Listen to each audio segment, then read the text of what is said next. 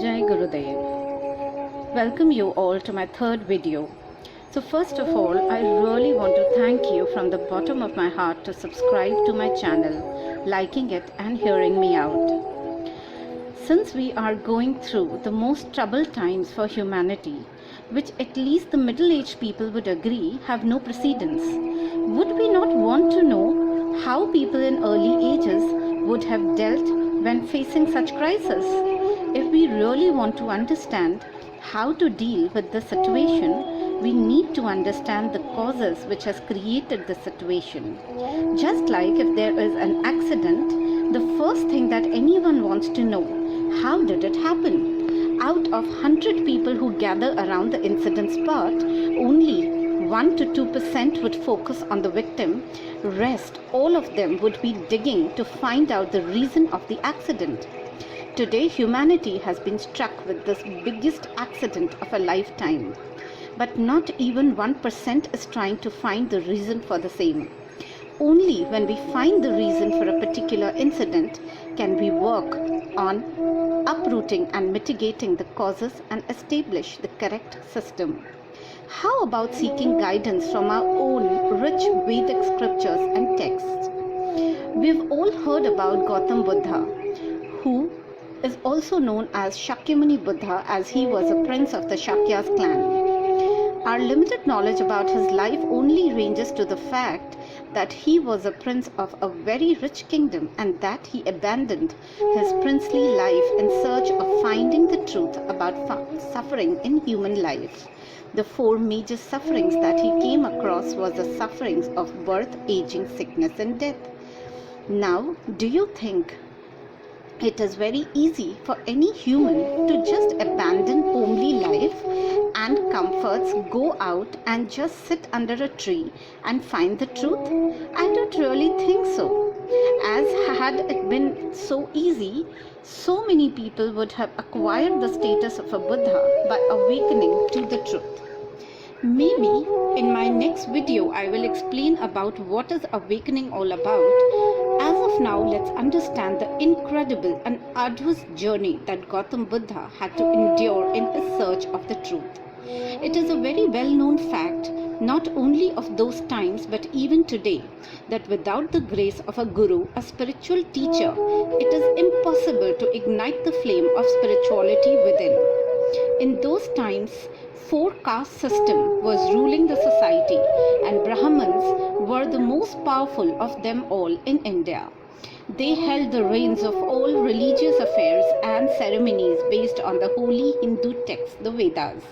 When any society has religious fanaticism, they are bound to give rise to radicalists, that is, the free thinkers. At that time, 6 of such free thinkers, also called as Sharmanas, took emergence. Gautam identified one such hermit sage who was known as a master of yogic meditation and started his yogic practices under him. But it was in no time that Gautama mastered all such practices, but it did not provide him the reasons nor the remedy for human suffering. He set on to finding another such guru, but it bore no fruits again, as he quickly mastered those other practices too. It was quite a practice at that time to retire to the woods and live life of ascetics. Life of ascetics was full of austerities, including long fasting, lying on the bed of thorns, sleeping on the bones of corpses in the cemetery, and eating filth.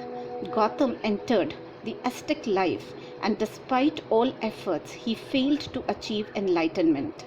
By this time, many years already passed by, and his physical body was cruelly emaciated.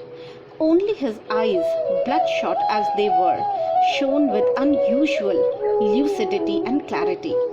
His inner life was definitely not the same as it was when he left his kingdom. He was already an elevated spirit. Finally, near river Naranjana, he came upon a large peepal tree and sat down crossed legs and assumed the lotus position. He made a deep determination that I shall remain in this position until I have attained true enlightenment, even if my body withers in the heat as I try. The biggest dilemma at that time was also the fact that enlightenment had never happened. Nobody knew what is it to get enlightened. As he was growing deeper and deeper in his inner journey, demons did arise in various forms, but his resolve was so strong that finally he reached to the depths of his existence. And here it is, what he discovered. The entire universe is in the constant rhythm of creation and change. Secondly, that his present lifetime was part of an endless cycle of birth, death, and rebirth. The third was, as his consciousness engulfed the entire universe, he saw different kinds of people, some born in misery and others in fortunate circumstances, and that the cause of this discrepancy was their karma. They have in some past lifetime, through their actions, words and thoughts, committed evil deeds. This was the undeniable and all-pervading law of cause and effect. The fourth was, nothing exists in isolation. All things are linked together over space and time, originating in response to shared causal relationship with each other. Hence, the ultimate cause of all human suffering is ignorance of this law of cause and effect and treating oneself as independent of another. This self-centeredness makes people prisoners of their own desires, ridiculing and disregarding the existence of others. Now, after being enlightened to this truth, he was in dilemma as to who should be taught this wonderful law. Because to understand his teachings, the pupil or disciple have to be of the same mind. Just like if I try to teach science to a law student, it will bear no fruits.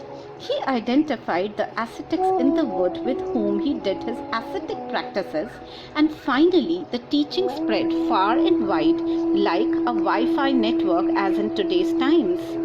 Now, up till now, we understood the causes of human suffering. Let us now look at the remedies. We live in a world of information technology. I believe just knowing something or just being aware about something will not provide any relief or bring any transformation. We are in an age where we have access of information at our disposal, and with so much of information, we are just carried away in this ocean, swaying between one wave after another. According to prevalent statistics, a human being spends close to 11 hours every day on looking at one or the other kind of screens. No technology is bad, but its usage that detaches anyone from its roots has irreparable damaging impact. So the first and the foremost remedy lies in being aware and present in the moment. The more we are conscious and aware of what we are doing lays the foundation of the impact that we will have on our life and life of others around us. The second remedy takes birth from the first one itself, that if we are conscious of our thoughts, words and actions every moment and not running in a default program, we will gain the courage to be compassionate to others. Remember, we are not independent entities. Our existence and survival depends on endless list of people and other living beings.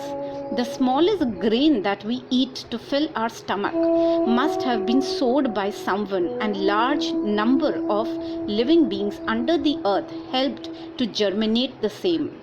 The air that we breathe constantly becomes breathable because of the existence of trees and forests who absorb carbon dioxide and release oxygen like lungs of Mother Earth. Hence, at no point of time we exist independent of others. The third remedy stems from the second, and it is gratitude.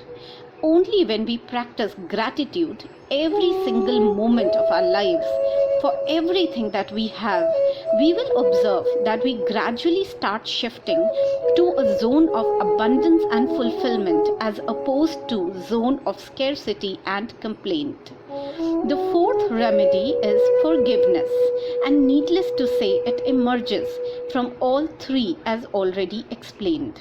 If we are conscious of our interdependent existence, have compassion and gratitude, we will practice forgiveness every single moment of our lives.